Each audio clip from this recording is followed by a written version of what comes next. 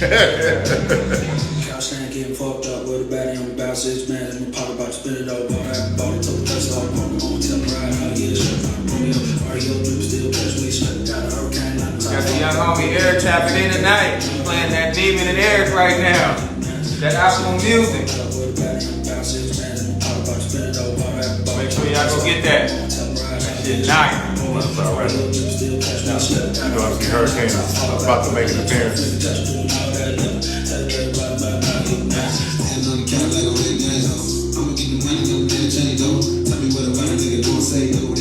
Look at my house, bro. Get on my chair.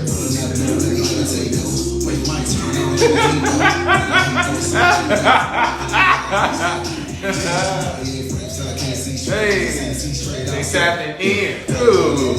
Hey, y'all. What y'all doing?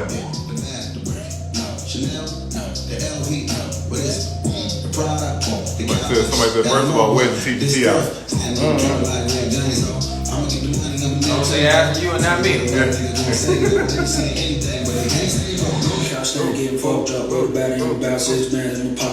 about to get Bellinger in here, R&B Money Podcast. Thank y'all for tuning in.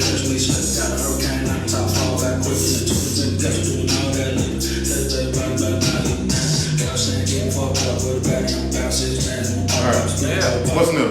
That shit go hard. What's new, JB? That's new. What's new in R&B world? What's that? That's Optimal Music, Neiman J and Eric Bellinger. It's in the streets. It's available right now. I need y'all to go tap in and get that. No, I'm not Tank's son. My name is Jay Valentine. I go by The Valentine. And, you know, it's R&B Money. Who are you? I'm Tank. Philanthropist. R&B guru. Can you spell philanthropy? Yes. PHI Philanthropist.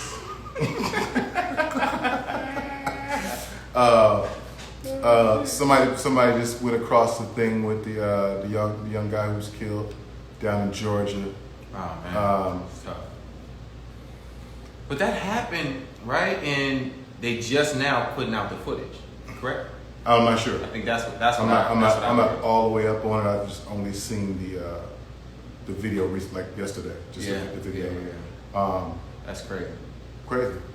I mean, you know, this is definitely a music platform, so we're here to talk about the music. Get Jay in here, get Eric in here, and get into some of the things that he's doing. But you guys go check that out, man.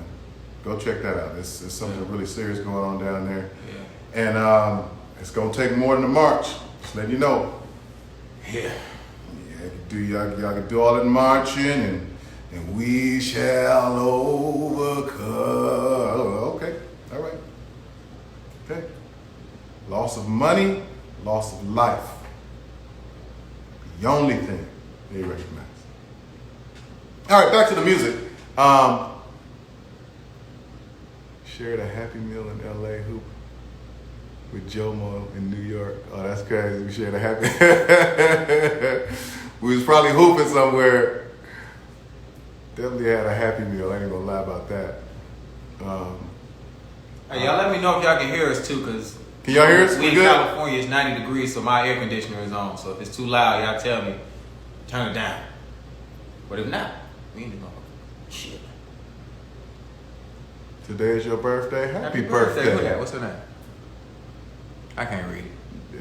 There you go. Didi Enterprise, I think Didi. you said. Okay. All right. International Lulu. ¿Qué pasa, señor? You wanna kick us off with some Spanish, bro?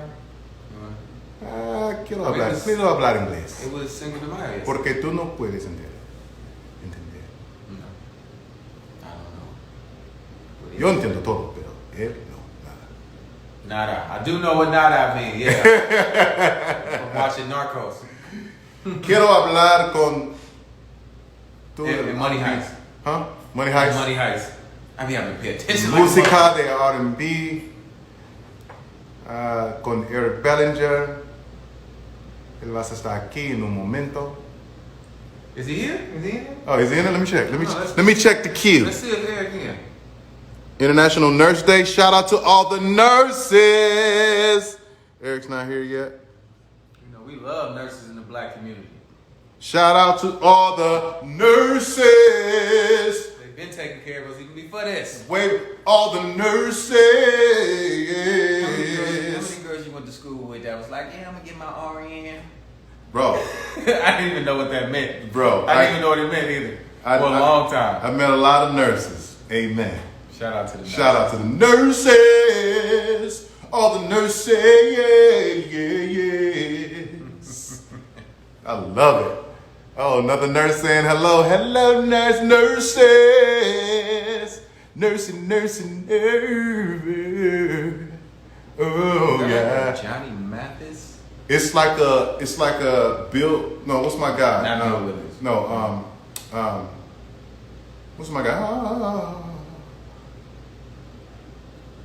It's like an Aaron Neville. Aaron Neville mixed with a Jaheim. Aaron Neville. It's like yeah. It's like Aaron Heen. That don't exist. Okay. That don't exist. Jaheim. Oh, she said it's a UCF Lifesavers is the nurse name. That's her name. Okay. Y'all tap in with her, man. Where Eric at? Is he here yet? I don't know, man. I ain't Where the Bellinger at? Call him, man. Tell him to stop playing. I'll tell him they're waiting on him. Pancho Belly, where you at? He ain't here yet. Mm-hmm. Yeah, he popped up there. He ain't popped up yet. Nah, he ain't here yet. No, there you go. Oh, there he is. There you go. There you go. There you go. Right here. Hey! Hey, Yeah! you got the wall behind you? Oh, nah, this ain't my wall. This ain't, I'm He said that ain't his wall. So my wall of wall. My wall of wall. This is, I'm a, just want a match, bro. You want a match, bro. This ain't me. Look, I can't even take pub for these. This is Larry Reichman. Who's that? Larry Reichman. I can't read it. Say Larry Blackman, nigga. Is that from Shelly. You froze a little bit, T. I don't know none of these niggas. Nah, I can't flat back. You frozen. You know what? We back. Your service is okay. Now you're good. Are we good? We good. Hey, you little delay. I done went and took my plaque off the wall. Now I can't put the motherfucker back up. What up, my brother? I'm doing good, man. Happy to be here. Happy to be discussing the most important topic of life, R&B music. R&B music. R&B music. You still got your R8? I8, yes. I8, I'm sorry? Yes, sir. You have a cover for it? I don't. I have a cover. You have a cover? Yeah.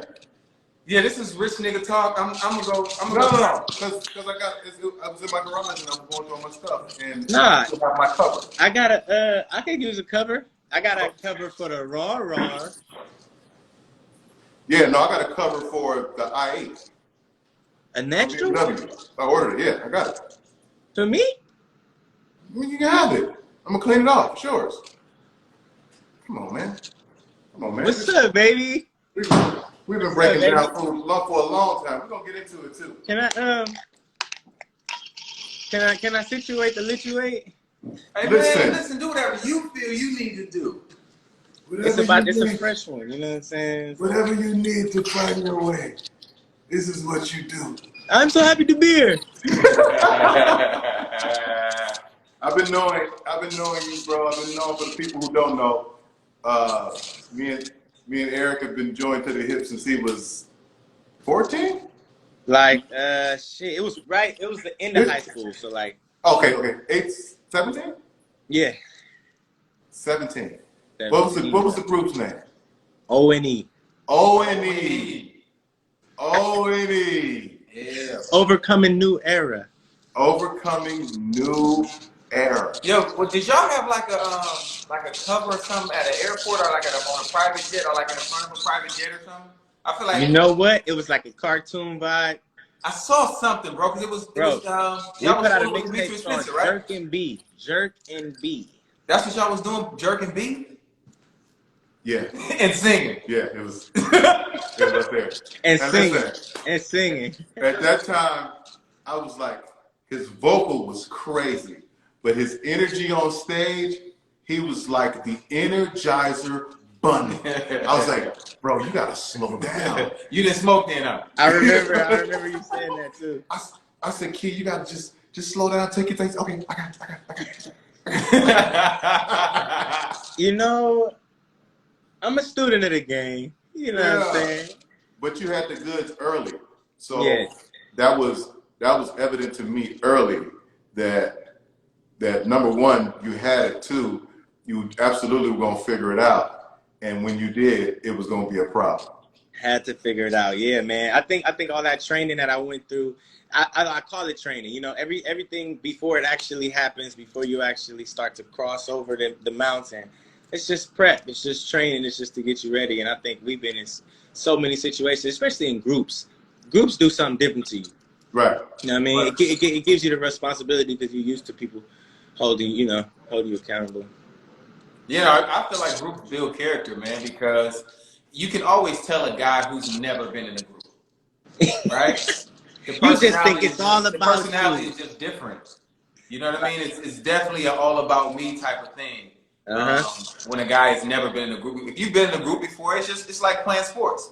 Yeah, exactly. It's teamwork. It's teammates. It's pulling each other up. It's beefing. It's man, that nigga I gotta get on my shit because he done got a little better than me today. I gotta exactly. So it's the competition of it. It's a lot of things that go into that. To me, I feel like that are positives of people that have been in groups. Yeah, I agree. I mean, the biggest superstars in the world started out as groups. A lot of them, from Beyonce to Justin Timberlake. I mean, Michael Jackson.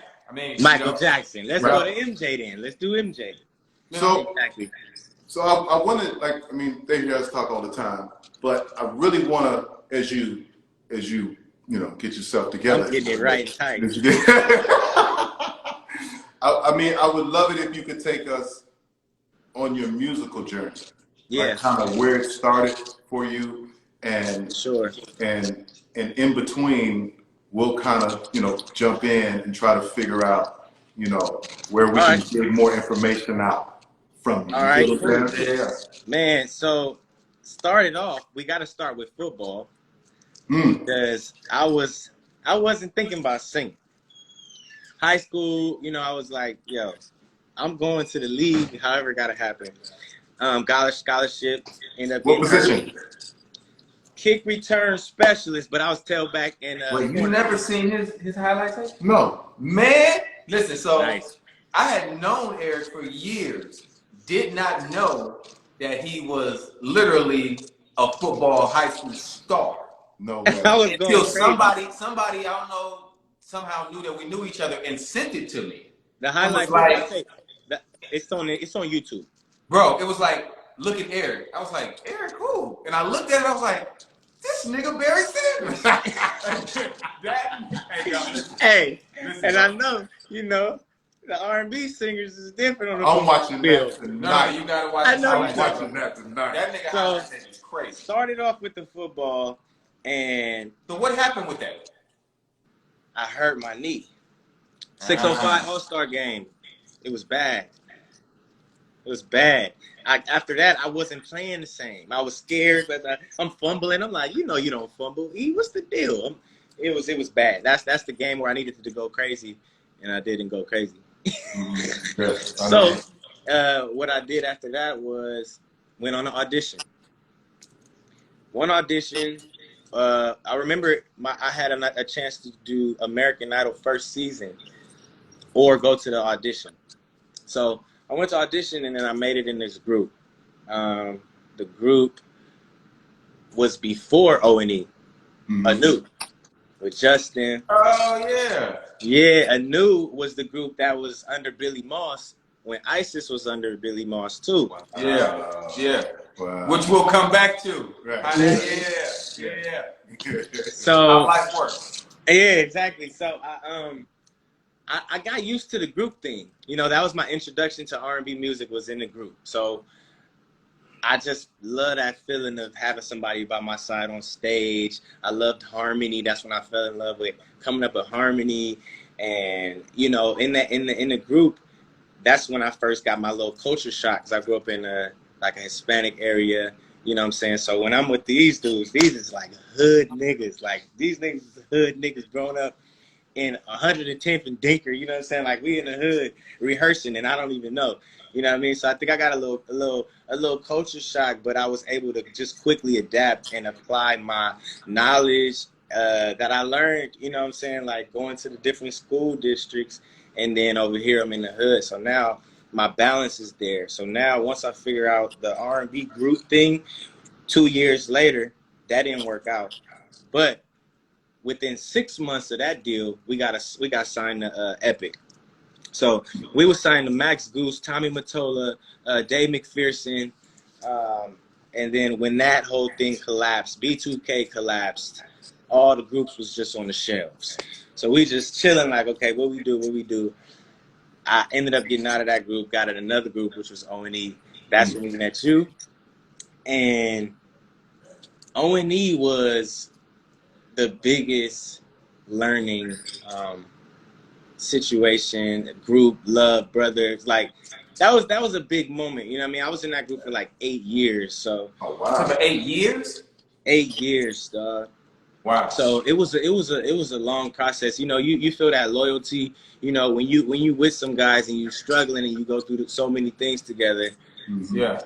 You feel a connection. You know what I'm saying? So I think it had just ran, you know, a while, and you know the group was a situation where the management didn't want us doing nothing else with nobody. It was just like group or nothing. So you're not writing for people or nothing at this point? No, and that's what killed me, because I was writing the songs for the group. I was engineering. When it's time to record my own vocals, I hit 3. You know? Yeah.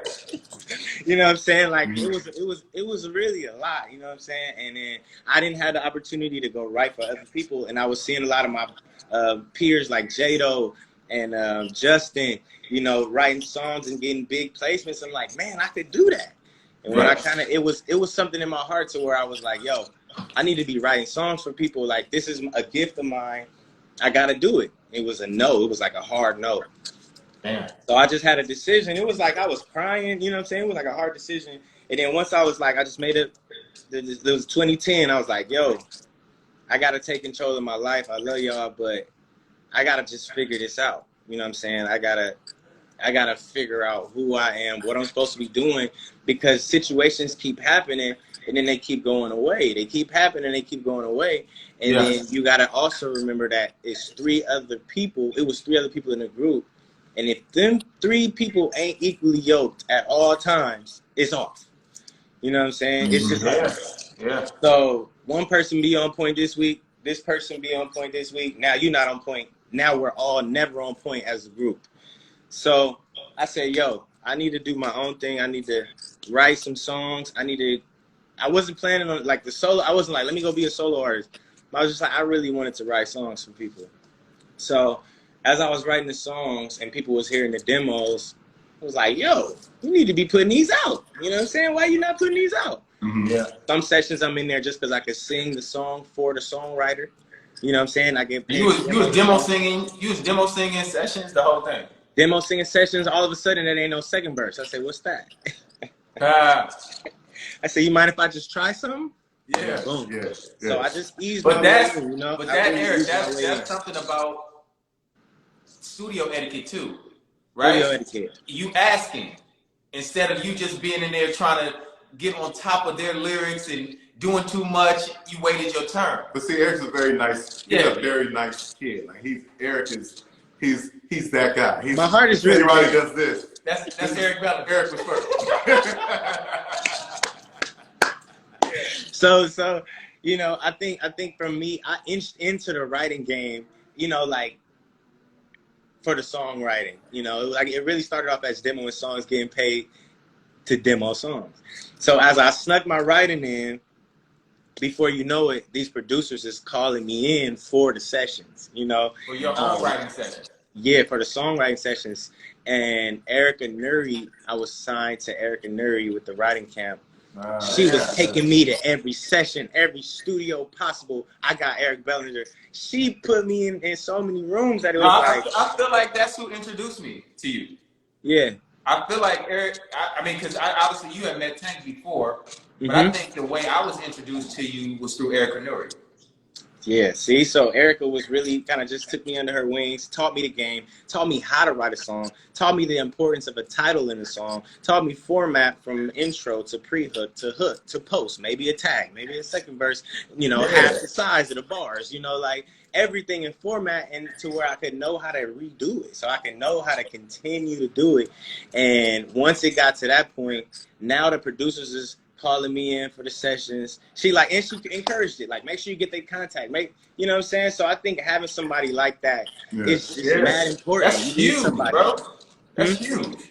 Gotta have somebody that's gonna open the door and let you in, And I think once she believed in me, she just kind of gave me the shot, signed me. I got signed to Sony before I even had any placements. I was just like, yo, this kid is hard. Let's sign him. They gave me a shot. So, as I was with Sony, Mark Pitts. So tell me this, if you don't mind mind sharing this. Yeah. Your first publishing deal, thank you, sir. First publishing deal, how much you get? 50. 50, and how much they give you up front? $5? 25, maybe. They gave you 25 of it. A small set of 25. I went and got me a little old Benz. So, because a lot of people, man, they just think that you get any kind of deal you own, right? And I'm sure that people was either in your family, the homies, whatever. Once you got that deal to say I'm with Sony, niggas was like, "Oh, nigga, you own, nigga." now they waiting for you to pay the bill or passing you the bill. Don't know you got 25,000. You got to live on that. You got to pay taxes on that. You gotta meet your MDRC. You gotta meet your MDRC. This is 2010. Just to get the other 25. This is 2010, so my deal is trash. You know what I'm saying? It's trash. Hold on. Let me help you. Let me help you out. That bread. I need that 25. Huh? So they thought they were giving me a trash deal in '98, right? This publishing. I got 125. And I got, I got half of that up front. So what they thought was that I had a 5-song MDRC. Yeah. So, if they only banking on you being a writer, that's 10 songs that have to be released on a major label. But percentage-wise, too? Yeah. Because but you make beats, too. They didn't know that. So listen, didn't know that part. They didn't know that. So let me tell you how me and the guy named R. Kelly messed up the game. Right? What happened was they didn't bank on me producing. So there was no cap on albums in terms of how many songs you could put on one album. On one album. Yep. Because that's in publishing, that's how they get you. They get you like that in publishing by they spread it out between albums, because they're like, okay, you're a songwriter. You're not going to land your entire 5 or 10, whatever your MDRC is, on one project, unless your name is R. Kelly or Tank, who just came into the game. I was landing up. I was going through them MDRCs. I was kicking their ass. Hey, see, I didn't understand. Once I heard, I think mine was 4. I think mine was 4 or something. So, but I still that could be 8, 12. Once it co-write, it's half. Once it, you know what I'm saying? It just kept, it's so many ways to break it down that it's I just wrote that song and I only got 5%. What the hell just happened? This is ridiculous. And then as me writing a song and get my 5% to recoup on my 25, and then I go see Chris Brown pull up in the new Lamborghini, I'm like,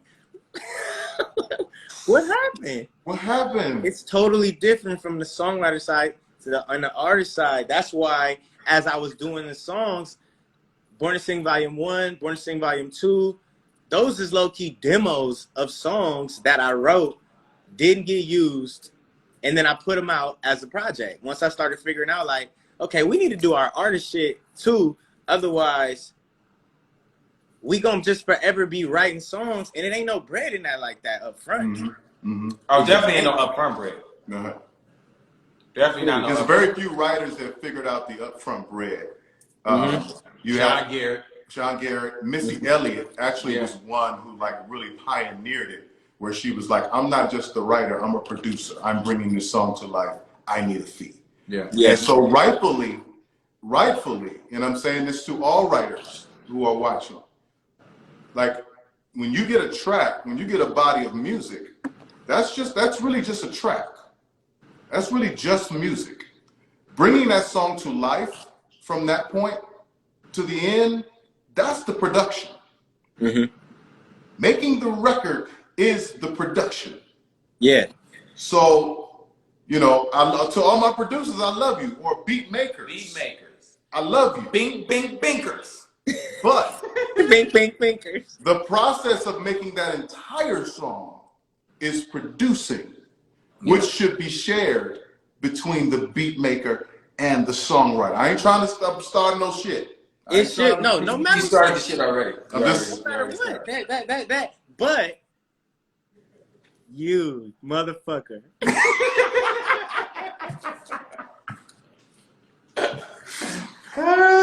To Hey, yo, make shout out the to Neem, beat too. and Neem do on the here now. song. Neem on here. What up, Neem? Hey, to make the beat and do the song is like the ultimate, like.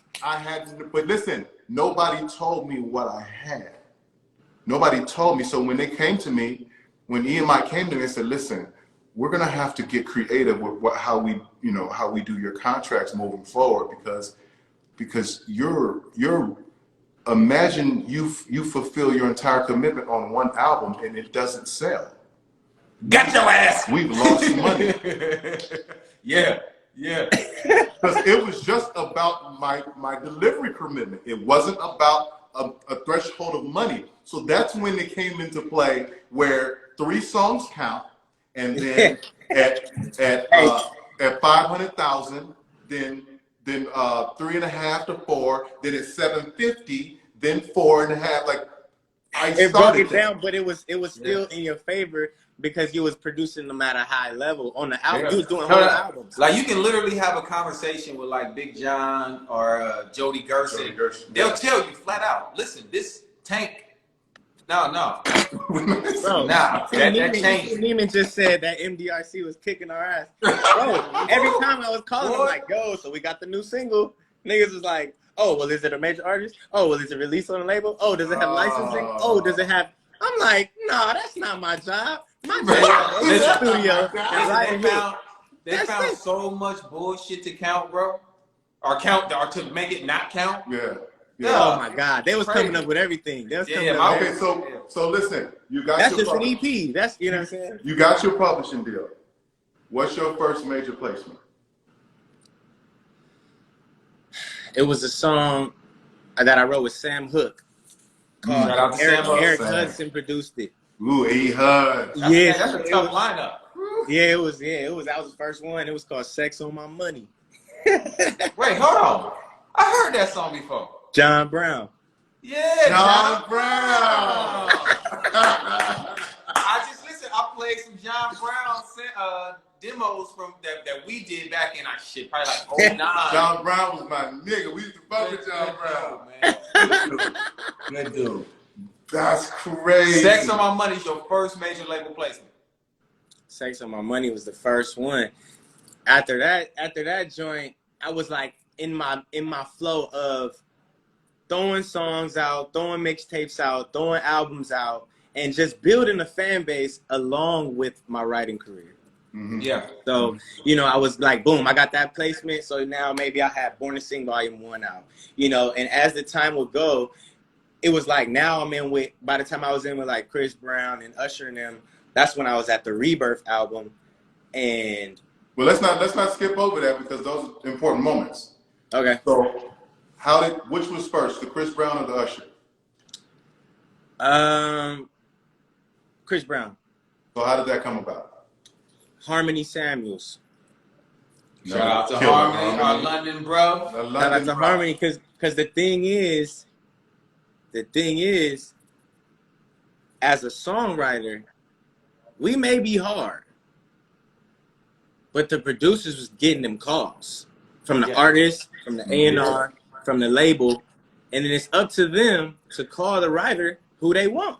They could call any songwriter they want. So let's see, you know, who gon', you know, pretty much be in the room. And for me, a lot of times, Diplo, for example, Justin Bieber, Hit Boy, Diplo, like, yo, man, I could call any songwriter, anybody. I just like being around you.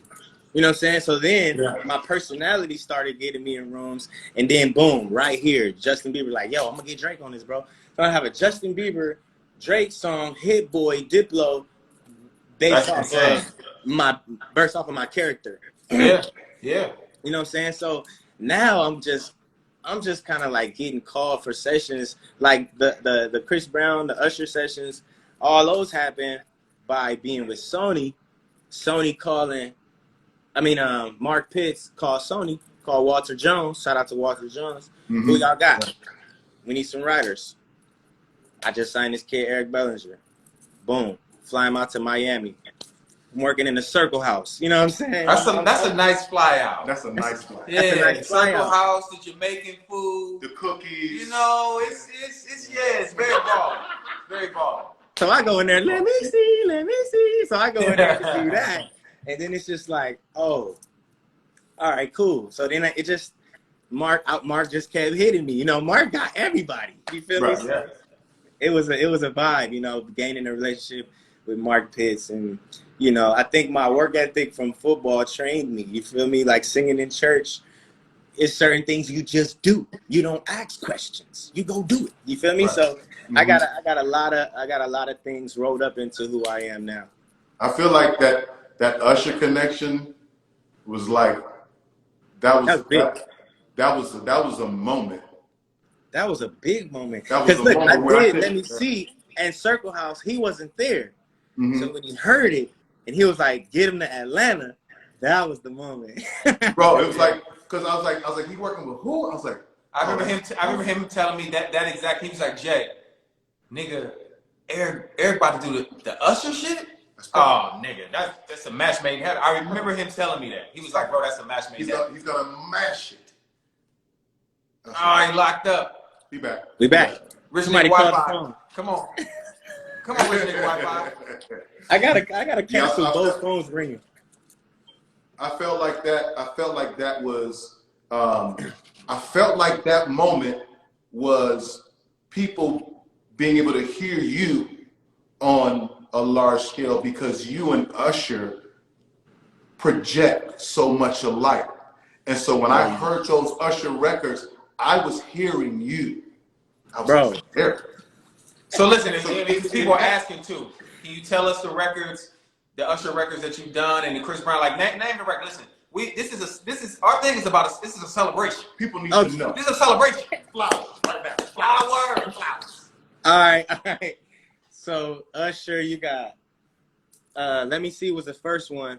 And then when he was like, yo, come to Atlanta, I got to the studio. He was like, so look, man, all right, you know what I'm saying? I heard the song. He said, I want to know if it was a fluke. You know, he tried to reverse psychologize me. You know what I'm saying? I want to see what you do. Did you say So then- reverse psychologize? It didn't happen. Yeah. Okay. All right. I said, all right, cool. I'm going to just write another one. So look, 40 was the producer at the session. And at the time, he ain't worked with nobody but Drake. Mm-hmm. So 40 was there placing beats. I was like, wow, I got the chance. He told me too, like, bro, I don't work with anybody but the boy. You know what I'm saying? Boy. I don't work with anybody but the boy, you know, but they called me for Usher, so, you know, I had to pull up. And I'm in there like, let's go. And that song was What Happened to You. So that was my second Usher placement. Wow. Okay. And then after What Happened to You, on that same album with Danger, we did I Care for You. That joint was crazy. Then good? Usher did like a Valentine's Day song called Go Missing. And you wrote that too? Yeah. Oh yeah. Y'all was in pocket. Yeah, we was in pocket. Diplo did that one, and that's when I first met Diplo. So then I went from that. It was crazy because one of the songs that I did for Usher, Mark Pitts was like, yo, this would be crazy on Bieber. sent it to Bieber. Bieber cut it. It's like, bro, I was just in the right places. You know what I'm saying? When the stars be aligning. I'm like, God. But it goes back to who you are, though, right? It goes back to who you are, the energy that you put out. And like you said, man, like once you got in the room, it was more so people just being like, man, I like him. Yep. You know, the music is great. There's a lot of super, super talented guys out here. Shout out to them. It's a lot of super talented assholes, though, right? Yeah. And at a certain level of the business, we can choose who we want to be in the studio with, or who we want 100%. To give that shot to, because we're like, you know what? That's a good dude. Yeah. Other than it being like, man, I'm cool off this thing over here, man. Or that I'm cool. Here. Like, why should I keep giving him opportunities? Why should I keep doing anything? Because really, the producer got the upper hand. They just do. It just is what it is. So I think with me, you know, actually treating everybody equal, that also did a lot for me, because you never know, the engineer might be the craziest producer in 2-3 weeks. You know what I'm saying? The industry is always, you never know who's going to be the hotness. The engineer might be Post Malone. Period. Yo, my nephew literally, before he went to play college basketball, he was doing his rap thing, right? He was rapping young, 15, 16 years old. And he's like, yo, there's this engineer that I'm working with, this crazy white boy from Texas that does everything. He's the most talented person I've ever seen in my life. Wow. And obviously, niggas be busy. I never had a chance to get over there, and he would just always be like, post. Nigga, when White Iverson cracked off, he was like, that's Post. I was like, what? That's the engineer. My nigga still had his name saved as Post Engineer. My nephew was paying Post Malone $100. $100 a session. That's crazy. Wow. That's crazy. But and the crazy thing is that even now, him and my nephew are still partners. Like, if he see my nephew in the middle of the street, he'll pull his motherfucking Bentley, a Range Rover, a Rolls Royce over and holler at Jordan, because they was also, like my nephew was always cool with it. And they, a good character.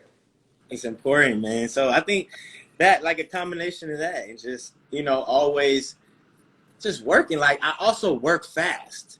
That was big. That was big in the equation, because I'm used to freestyle rapping. Right. And I'm also used to singing in church. Right. He can't rap. I was a rapper first. He be hating on MC Hurricane. You know what I'm saying? Look at the nigga's name, bro. He be hating on MC Hurricane, bro. Look. His name. Look. Let's start there. Look. I was rapping. I was freestyle rapping, and I was singing in church. So them two together is just like, you know what I'm saying? Easy. It's light work. It's light work. So people see me and be like, okay, cool. How many, like, niggas would come to the session at the end of the day, and I'll have 5 songs done. Like, yeah, it's 5 songs done. What are you talking about? They over there on the pre-chorus. You know what I'm saying? They like, yo, the engineer not here yet. The engineer not going to be here for like an hour, or something happened, or we hired no engineer. You start engineering. No Teddy Riley. Stand right here, bro. Let me see how tall you are. Okay, cool. Let me. No Teddy Riley. So as I naturally was able to just do these things, like how you said, he was an artist and an engineer. But when you're an engineer, when you're a writer and an artist that's just used to recording yourself, because the job is to get the song done, you don't realize you're an engineer. You don't know. You know what I'm saying? Like, I just was recording my songs. So all of these things. It's like, it's not one thing. It's a pie. It's like, right here is how much I care about fashion. Right here is how much I have been able to conduct myself in interviews because of, media training. My ability to perform right on the spot. I go in your face, boom. Like, my energy level. I could write the song. I could, do all of these different things. And I think all of that mattered. You know what I mean? Right. So to the person at home, just that can sing real good, that don't matter. We don't care. Like, you can sing real good, but can you be on time? You could be on time, but do you look good? You know what I mean? Like, it's so many different things that took place, and Neiman instilled that in me so earlier. Like, bro, it's a pie. Don't think about it as one thing. It's a pie. Right. Yeah. So, question for you, and I know you're still working. You like me. You're gonna keep going and keep on pushing to whatever. however high you can go. But when was the moment where you could actually take a breath, like exhale and say, Yeah. like Coronavirus? like but where you could see the fruits of your labor and enjoy them stress-free?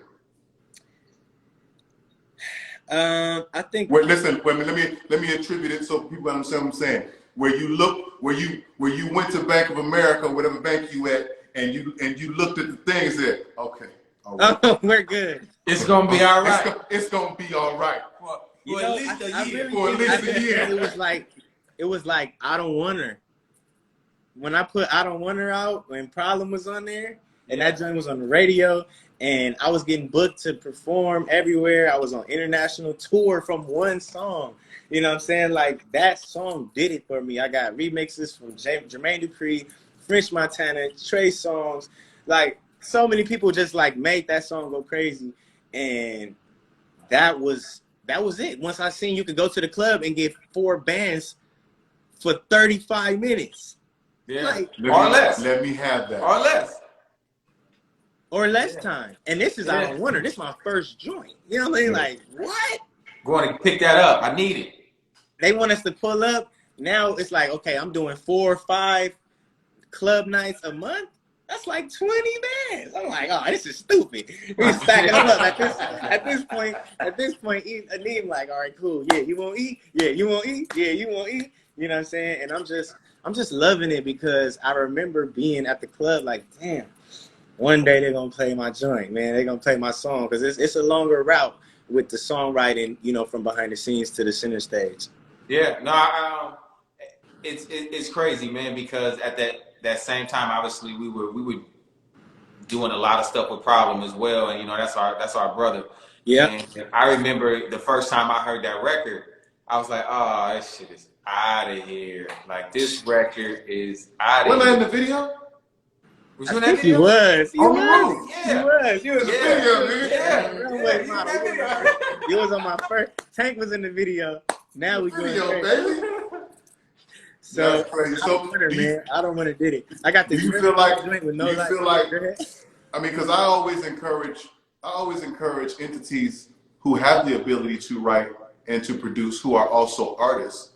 I encourage them to get that foundation of writing and producing, like to become known as that. You know, to start moving your product that way, so that you being an artist, it's less stress on you as an artist because you got something already working in the system.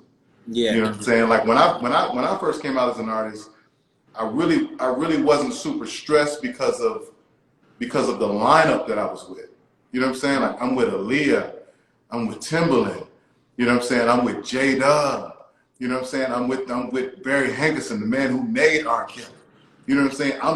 They rescued me out of Maryland. Was like, come on, you with us. I'm like, cool. You know what I'm saying? Every day I'll pick up some money and go shopping. You know what I'm saying? Right, so and this is the time when it was budgets. Listen, it was full budget. I had a budget at the mall. Oh, I know. I would go to Fox Hills Mall. You was like, maybe I do deserve that. Hey, put this on my tab, okay? I had at Fox Hills Mall, but he didn't know he was fucking up. Yeah, I was fucking up. I didn't know, but anyway. He didn't know that shit was being He charged. said my tab. At $1.25 for every dollar that he spent. Well, I thought I spent $10,000. No, 12 bucks. 12 damn bucks. Yeah, I never saw a royalty statement. That's not my point. What I'm saying is, me having written and produced my biggest moments were the lifesaver for me. Yeah. As they are for you. And I always encourage that. If you can write your way into this game, produce your way, if you can pull a Missy Elliott, do it. Yeah. It's gonna save your life. Yeah, no, when you can get away from the feeling of these are my songs. Took me a minute. Mine, the precious, right? Yeah. When you can get your mind off of that and get into the business side of, or not even the business side of it, but just the confident side of, I could write that again. That's the point. I could write that for me. That's you know what I mean? Like I've literally sat in the studio with writers and they played me the most amazing record, and I tried to get it for somebody from the executive side or whatever it was, and they're like, man, yeah, I'm keeping this one. And then 10 years later, it never comes out. They still kept it. They still kept it. So it's just, you know what I mean? Like, you got to understand, man, like, listen, these things are to get you to the next step. And when you now putting yourself in position to be on a level with these people that you've worked with, somebody that you can tap in with and say, hey man, like, yo, can you post this for me? Or you can whatever, or you can us being able to call you and have you pop up on the podcast because we've all done business together and we all built these foundations and these relationships with each other. I think a lot of the you know, some of the younger and older writers and producers, they just got caught up in just their thing, and when they wanted to be an artist, and they didn't look at it like, hey, I need to put myself in position. Yeah, that's big. That's what it's about. Is that's putting big. yourself in a position. That's big. It was a moment when I was like, once, you know, because I started doing the writing first, but music and singing on stage was always my original passion. I always wanted to be on stage, but I remember getting calls that was like, I just gotta wait. You know what I'm saying? Like, I can't. You gotta strike while that iron is hot. Because once it ain't hot, they're not calling. You feel me? Can you give us a little bit of the backstory of, you know, a lot of people don't know that you and Neiman have your own label, right? Yeah. Y'all have your own situation, YFS Records, and it's uncharted, or it was uncharted waters, because you were one of the first independent R&B singers. There's a lot of independent rappers. Right. People don't understand what goes into it for R&B to be independent, because there's a lot of things that you have to take care of financially to put you in a position to win in the R&B space. Yeah. So, you know, I always look at you guys and say, man, like we can go back on it from when we was working all doing the TGT album. And I remember I was trying to take you to a label then. Yeah. That's a funny story. We'll talk about it. Right. I know. Like, I want to know how y'all went about the decision of, listen, we're going to be an independent R&B label. Right. Yeah. Like this ain't no major distribution. This ain't no, you know, when niggas be like, I'm independent. Yeah, you independent, but you signed through 88. You're not this kind of independent. The Warner system or Caroline, this kind of independent. Capital system. Like that's not independent. Right. Y'all really are independent R&B music. You know what I'm saying? And we respect that. Like me and Tank look at you and Neem like, nigga, that's us. Those are our guys. Right. No, like we see ourselves. You know what I mean? So if you can speak on that a little bit of just, you know, even the trials and tribulations of that. Yeah. So being a songwriter kept me a songwriter as long as I was going to keep writing songs for other people. Okay. No matter what, people wasn't seeing the superstar Eric Bellinger when I'm only there to do a job. For a long time, it was like, oh yeah, that's just E over there. He probably sleep on the couch. Or that's just E over there with the nigga with the holes in his sweatpants. You know what I'm saying? Like, I came in the game so behind the scenes. So it's like, it was tough for an A&R that saw me there writing for a song for Chris Brown to actually see me as Michael Jackson. To see me as Chris Brown. Usher. Yeah. It was like, oh, that's looking at it as like it's the help. You feel me? Like that's how they treat, you know what I'm saying, with engineers. Like niggas just don't get treated with that respect. So I looked at it as like, nigga, you don't understand, it's my publishing, stupid. So I was good with it. You know what I'm saying? I'm like, yo, okay, I'm writing these songs. They not gonna give me my opportunity that I feel like I deserve. So I'm just gonna keep writing the songs, because in actuality, the songwriting is king. You know what I'm saying? So I'm going to keep writing these songs. I'm going to keep doing it. And then guess what? We're going to do it ourselves. We're going to do it ourselves. We have to do it ourselves, because every label that was offering us something was nothing nowhere near a deal that we felt we deserved.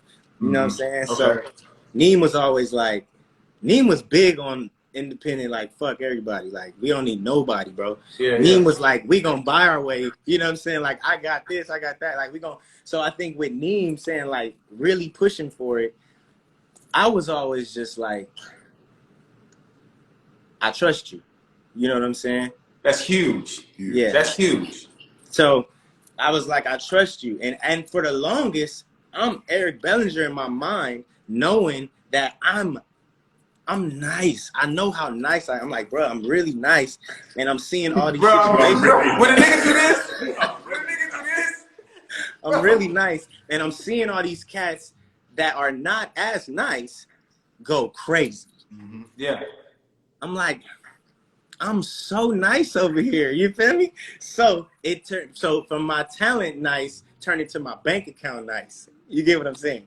So as the money caught up to my work ethic, I feel like I met Neem at the fuck 'em level. You feel me? Like we don't need them. And then once they was starting to come in with more offers and come with more different things, like, all right, well, we'll do this for y'all. It was not comparable to us owning everything. You know what I'm saying? It was like, bro, we own everything. Like, why would we give y'all this? You know, and I think knowing a lot of peers that didn't seem too happy all the time when I was talking to them, like, yo, so you with what you call it? Give me some advice. Like, should we do a deal? I always wonder that, like, bruh, if I was with a label, I really can't imagine, you feel me, like what could possibly happen for the sake of, in my mind, marketing. Like I'm on Times Square, now I'm on the work benches, now I'm on the radio, now I'm on doing all this other shit. But it's like, bruh, you gotta pay for all that, you gotta pay it back, and they getting half of what you own, and you still don't know if the people gonna fuck with it or not. You know what I'm saying? So no matter what, it was like, yo, the people got to rock with you, not the label. You know what I'm saying? So once we grew the fan base, once we grew the following, they were my gratification. Me selling on my own tours was straight. Me buying all the cars. It's like, bro, I have everything. Like my whole life. Yeah, no, I came. It's to really the show, set up. I didn't even have a seat. I didn't have a seat when I came to your show. I didn't have a seat. I stood up. It was cool though. It was okay. It was okay. It was all right. But we built that. I danced in the riser. I was in like the riser or something. I was, it's okay. Hey, we built it, dog. We built Super it. sold out. Built niggas telling me no while knowing I was a walking yes. You feel me? Like I'm like, bruh, I'm so hard. Like you can't tell me nothing. Nobody can tell me nothing. Nobody is balancing the hat as much as I am. Nobody is working as much. Nobody's putting. It's like, bruh, the way I compare it to myself, I think I'm happy enough with who I am to where I don't like need nobody to tell me the things that I know. I already know. I really know. You know what I'm saying? And no, for sure. So that's it. I think it's just me being confident and knowing like, yeah, they're gonna have to offer us some real M's. Cause not only did I know I deserve that, or I feel that I deserved it, I saw the things that they were signing. You know what I'm saying? You hear about this deal like, oh, you know, what's your name? They signed that nigga for $2.2 million. They signed this nigga over here for, I'm like, I'm not signing for nothing less than that because I'm way nicer than that cat. You know what I mean? So that's when I started figuring out, like, it ain't about the songs. It ain't about the music. It ain't about none of that because they can't recreate that viral moment, but I can recreate this hit. And then, until the label was going to get that, we was good. And I think once we was so good and confident, we got an emotion where it was like, bruh, we already done put out 27 albums. You know what I'm saying? So it's like, it's just emotion. It's just emotion. So as we're here now, and, as you've just said, you're really, really nice. Oh man! And the money has caught up to your niceness. Your success has caught up to your niceness, and even the conversation around you, when people speak on you, has caught up to your niceness. Where do you go from here? So now, Teddy? Yeah. Now, for starters, we continue to do what got us here in order to stay here. So I'm still writing. I'm still artist. I'm still, balancing both sides. That's a real tough place. People don't understand how tough it is to walk and be a writer and an identity assistant to other cats and still be your own brand. It's not It's easy. an identity assistant. You know what I'm saying? It's Very what nice. it is, bro. Yeah. And it's when they singing the songs, I'm just like, some people hit me like, yo, did you write? Yes. Yo, did you? Yes. That's a compliment to me. Like, oh yeah, we don't got the credits in the books no more in the front of the albums, but my melody is memorable enough Yeah. to know. Yeah. You got a thing, brother. You got a thing. I'm proud of you, brother. I tell you all the time, but even still, and you know, for the world to know, I've been proud of you, and I'm always proud of you. You know what I'm saying? Thank you, man. You know, here are your flowers. We came to give you real flowers. So you're doing it. You are representing music well. You nice. I'm gonna do it. Thank you, Tank, man. You see, I put in the caption earlier, like, bro, I was there when you was recording the wedding song. You feel me? Like, I was there when, like, bro, I saw how to do it. I saw how to do it, bro. Like, once I'm like, okay, now he's doing a layer of backgrounds. He started with the first note. Okay, his ad-libs are taking over, but they're not interfering. You know what I mean? Like, I really paid attention to where now it's like, I'm in here with Tank. I'm in here with Usher. Me and Neiman, we watching how they do it. Okay, he got all the greatest producers in the world. He got all the best songwriters in the world. You brought them together. You made these monstrosity songs because 2, 3, 4 heads is better than one. Now we have this crazy song. We have this crazy album. We pick and choose. And it's like, yo, we see how you're supposed to do it from a major label standpoint. And we have the support of Ghazi and Empire to the point where we was already doing what we was doing. So they was able to say, yo, we like what y'all doing. Just let us know what y'all need. Just let us know whatever y'all need. Yeah. And then we gonna supply it for y'all. You know what I mean? Like, to the point where it could be however much bread. You know, it could be whatever, because they know we're gonna recoup. They know within 2-3 months, I have enough streams that all the investment maybe that they put into the album or whatever, they let us control it. We know how to. That's another thing too. But a lot of people can get bread, they don't even know where to put it. Like, now you got all this bread, now what? You don't even know who to call. We done learned over the years, you know, and got our relationships up to where it's like, yo, we know how to call Troy Marshall. We know how to call Brian Sampson. We know how to call Sonny and D. We know how to call whoever it is, because we grinded. You know, the real grind. We really got the relationships. Y'all made those relationships. Yeah. Y'all made those relationships. That's huge, bro. That's huge. Mm-hmm. Yeah. Everything that y'all done, man, like I said, we pay attention to y'all. You know what I'm saying? Like, that's how we are. The people that we care about, the people that we feel like should win. Like, and Neem will tell you, like, me and Neem, that's really my dog. Like, and it's funny, somebody was watching me and him have a debate one day, and they thought we was beefing. I'm like, man, that's my partner. Right. We're not supposed to just agree. Right. We're sharpening the tools right now. Period. You know what I mean? Period. We're literally sharpening the tools, and we're giving each other the information and building on what truly is this R&B shit, this R&B platform, right? Exactly. That this lost art form. It's way tougher. It's so much tougher. It's just a lot tougher. And shout out to Avery Wilson that's on here, man, because that nigga special. Vocal guy. He's special. You know what I'm saying? And those are Avant then popped in. My God. You know what I'm saying? Like, we really love and honor R&B music. Mm-hmm. Yeah. You know what I mean? So for the people that are a part of it, that we know, that we feel like are really special, we gotta tap in.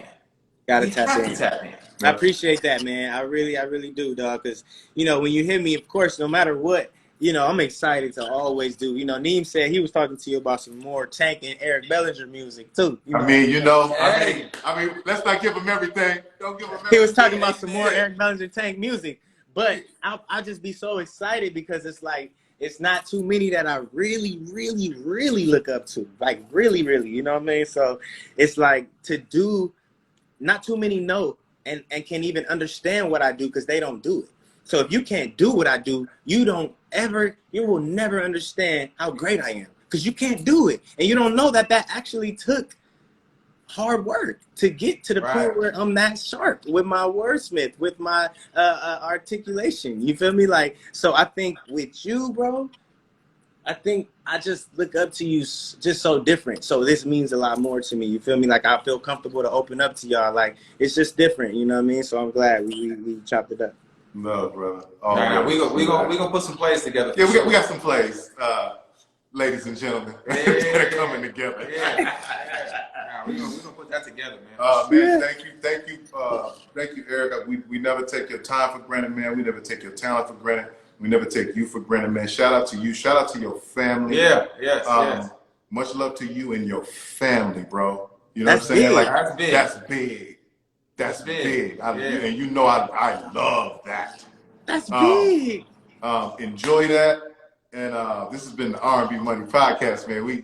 This is what we do, man. We about that R&B R&B Podcast. Hey, tell these other R&B cats to get their credit up. Hey, tell them to get their lifestyle up with their situation, with their significant other, with their family situation, because that's big kudos. You feel me? Tell them to get their thing together. Tell them to buy the houses. Tell them to buy the cars. Tell them to do it all the right way. You feel me? Grown men It are ain't easy. back in style. Grown man business is back in style. It's back in style. It's back in style.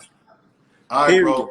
Go do what you do. I see them platinum records behind you. Like, go do what you do, bro. All right, y'all. All right, man. Yee. That was the Eric Bellinger. The. When you put that THE in front of people, that's when they really that's special. Eric Bellinger, man. That THE is special.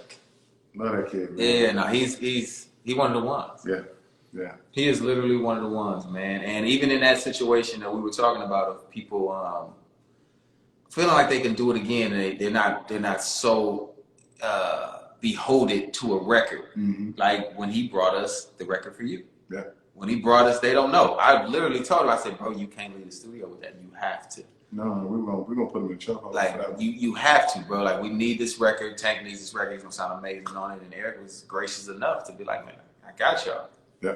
I got y'all, man. So that's special, man. We appreciate you, brother. Neem, always, bro. Thank you for always making everything happen with us, man, and everything be easy. Shout out to the homie Marcus Black. He was on here, man. Marcus Black. He was a fool. J-Do. J-Dog, that nigga dog, try and ignite. We see that. We do see the comments, but we, as y'all know, we're trying to also make sure that the information is out there. You know what I mean? And that, the people that we bring onto the show can tell their story and talk about their journey. And we can also go back and forth with our banter on it too, man. So, but we definitely, I think we'll start doing that in the comments when we post who we're bringing.